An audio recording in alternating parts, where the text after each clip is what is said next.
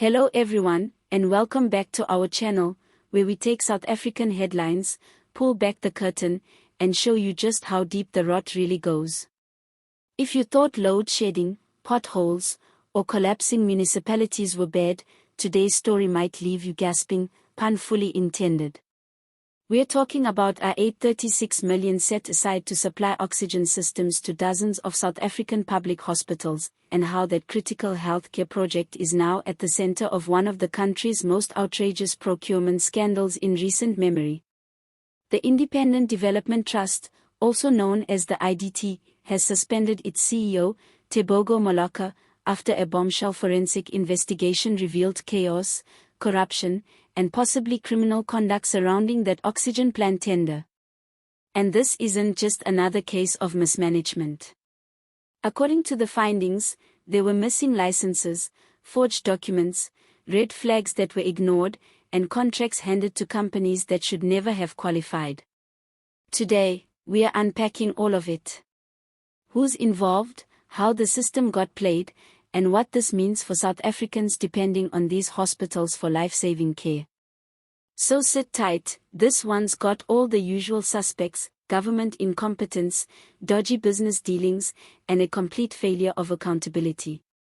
Before we get into it, don't forget to like this video, hit that subscribe button, and leave a comment below. We want to hear what you think about this scandal and whether anyone will actually face jail time. Or are we about to witness yet another episode of South Africa, corruption with consequences pending? Let's get into it. The R836 million tender, a lifeline gone wrong. So here's what was supposed to happen. South Africa, like much of the world, faced a medical crisis during the height of COVID-19. One of the key infrastructure gaps exposed by the pandemic was access to oxygen supply systems in public hospitals. In response, a massive project worth over R836 million was rolled out to equip 60 hospitals across the country with proper oxygen systems. Sounds like a good move, right? A meaningful investment in our broken health system. But instead of saving lives, this project might now cost people their jobs, and potentially, their freedom. What the PwC investigation found.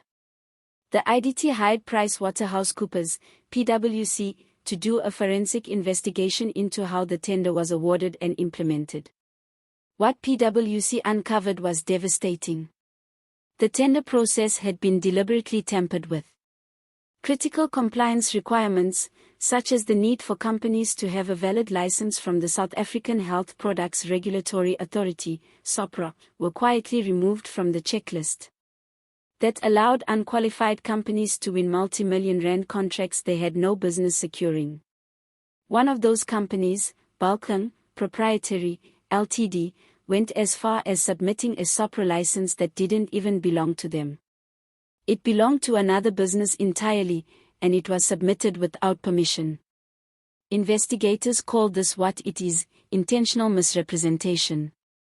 To make matters worse, some of the other winning companies didn't have valid SAHPRA licenses either.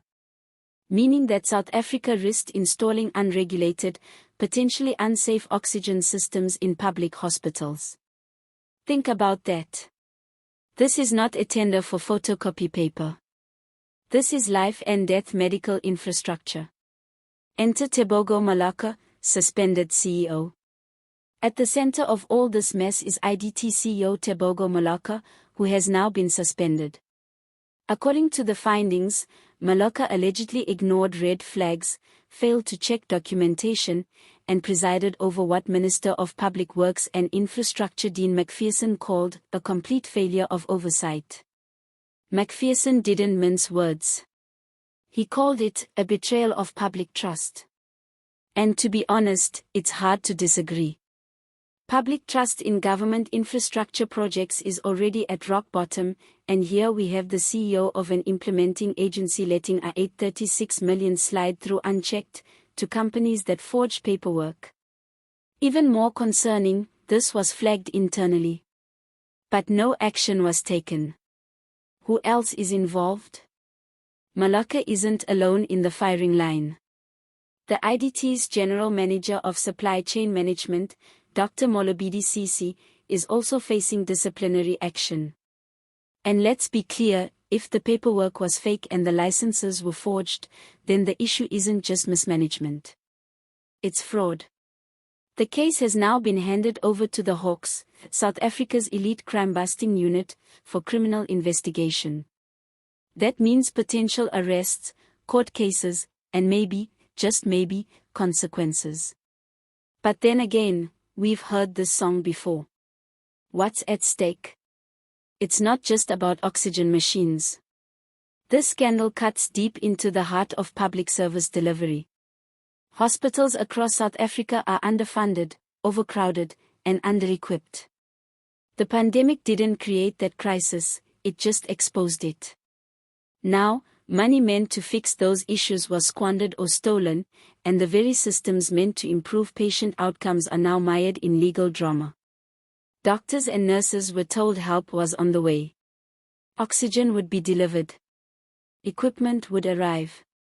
And instead, what did they get? Empty promises. Non-compliant companies. A slapdash rollout of critical infrastructure. And let's not forget, when tenders are awarded this way, it's not just unethical. It's dangerous. Faulty oxygen systems can lead to catastrophic medical failures. This isn't just about money. It's about lives. Will there be justice? Now for the million-rand question, will anyone actually face consequences? We've seen this pattern too many times. A forensic report drops. Suspensions are announced. Politicians make loud statements about accountability and zero tolerance. But a few months later, it all quietly disappears. Will the Hawks actually lay charges? Will the companies involved be blacklisted? Will the IDT overhaul its internal systems? Or are we about to see another massive scandal fade into the fog of political forgetfulness? A bigger story about procurement in South Africa. The oxygen plant saga is not an isolated case. It's just one example in a larger pattern of procurement failures. From dodgy PPE contracts to overpriced stadiums and toilets that were never built, South Africa has a corruption problem wrapped in a tender system. The rules are clear. The checks exist. But as long as there are people willing to ignore the rules, or worse, actively undermine them, scandals like this will keep happening. The real question isn't whether fraud occurred. It's why the system allowed it to happen, again. Final thoughts. Tebogo Maloka's suspension is a step in the right direction, but it's not enough. South Africans deserve transparency, accountability, and above all, a public service that works. The R836 million oxygen project was supposed to give patients a fighting chance. Instead, it became a case study in corruption. And while the headlines focus on tenders and CEOs, let's not forget who the real victims are: ordinary people in hospitals, waiting for help that never came. Thanks for watching. Don't forget to hit that like button, subscribe for more deep dives like this, and leave a comment below.